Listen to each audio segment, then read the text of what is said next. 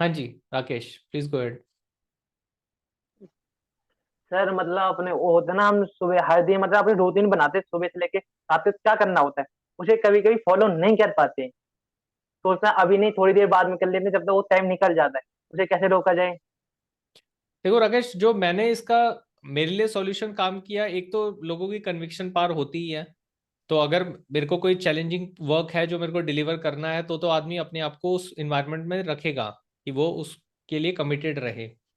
इसमें मैंने एक और चीज देखी है, वो है कि अगर मेरे को कोई चीज स्टडी करनी है, तो यहाँ पर मेरे को लाइब्रेरी ने बहुत हेल्प करी है। कि अगर मैं लाइब्रेरी में जाके, आसपास बहुत सारे एरियाज में लाइब्रेरीज मिल जाती हैं, तो अगर मैं लाइब्रेरी में जाके जब जब पढ़ा हूँ, तब तक मेरी परफॉर्मेंस बहुत ज़्यादा बढ़ गई है। तो जो डिस्ट्रैक्शन होते हैं, जो ब्रेक्स ज़्यादा लिए जा रहे होते हैं, वापस टाइम से नहीं आ पाते, या मोबाइल टीवी में लग जाते हैं, जो भी और दूसरी चीज़ें होती हैं, अगर हम मॉर्निंग टू इवनिंग लाइब्रेरी में जाकर बैठते हैं, तो उससे परफॉर्मेंस बहुत बढ़ती है। तो अगर आपको अपना फोकस काम करना है, आसपास लाइब्रेरी ढूंढिए और वहां जाके बैठिए। इसीलिए मैंने अध्ययन फाउंडेशन की भी शुरुआत करी है, कि एक मिशन है कि हर एरिया में अच्छी लाइब्रेरी खुल सके। अभी कई बार कई लोगों को आसपास अच्छी लाइब्रेरी नहीं मिल पाती है, तो इस पे हमने काम शुरू किया है। होपफुली जैसे जैसे फाउंडेशन पे सपोर्ट मिलता जाएगा, we will be able to open those library. But this is a mission. मेरे को क्या देखने में आ रहा है कि जो आज जिस तरह से हम स्कूल और कॉलेज एज ए इंस्टीट्यूशन देखते हैं, कि हर एरिया में स्कूल है, हर एरिया में कॉलेजेस हैं, आई थिंक फ्यूचर के हिसाब से हर एरिया में लाइब्रेरी होनी बहुत जरूरी है। और लाइब्रेरी में भी मैं कहता हूँ उसको सेंटर ऑफ एक्सीलेंस, एक नए तरह के सेंटर जहाँ पे हम जाके, मतलब उसमें एक, अगर मैं आपको दिखाऊं, मैं आपको क्विकली एक दिखाता हूं कि अगर आप, एक ब्लूप्रिंट तैयार किया गया है सेंटर ऑफ एक्सीलेंस का।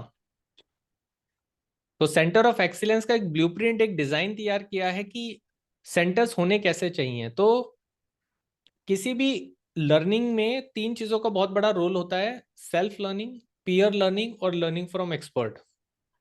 मैं खुद से स्टडी करूं चीजों को, मैं दूसरों से बात करूं, अपने पीयर से, अपने फ्रेंड्स को सिखाऊं, उनसे सीखूं, क्वेश्चन आंसर करूं, और आखिर में आता है कि मैं मेंटर्स, एक्सपर्ट से जाऊं और उनसे चीजों को पूछूं। तो जो हमारे सेंटर हमने डिजाइन किए हैं, वो इस तरह से होने चाहिए कि उनमें नीचे का एरिया है जहाँ पे हम खुद से सेल्फ स्टडी करते हैं, एक लाइब्रेरी, वाईफाई सर्विस, जिस तरह से आज वो सारी चीजें फैसिलिटी अवेलेबल हो। फिर एक ऐसा एरिया हो जहाँ पे कैफे फैसिलिटी है, लोग आपस में बात कर रहे हैं, डिस्कशन कर रहे हैं जो उनके। मैं जिस लाइब्रेरी में जाता था, वहां पर डिस्कशन एरिया तो था नहीं, तो लोग लाइब्रेरी से बाहर खड़े होकर डिस्कस करते थे। तो मुझे लगता है कि एक उसी एरिया में, उसी फैसिलिटी में, उसी सेंटर में एक ऐसा होना चाहिए जहां पे आप डिस्कशन कर सको। और तीसरा, वहां पे जैसे अभी हम प्रोग्राम दे रहे हैं, हम वर्कशॉप की बात कर रहे हैं, ऐसे वर्कशॉप मेंटोर्स अवेलेबल होने चाहिए। तो ये एक नई तरह का इकोसिस्टम होगा कि मैं अपने आसपास जाऊं और मैं ऐसे सेंटर को एक्सेस कर पाऊं और वहां पे पढ़ाई कर पाऊं। तो दैट इज अ थॉट। अगर आप अपने आसपास लाइब्रेरी में जाते हैं और उसमें पढ़ते हैं, तो आई एम श्योर आपकी परफॉर्मेंस में आपको फर्क लगेगा।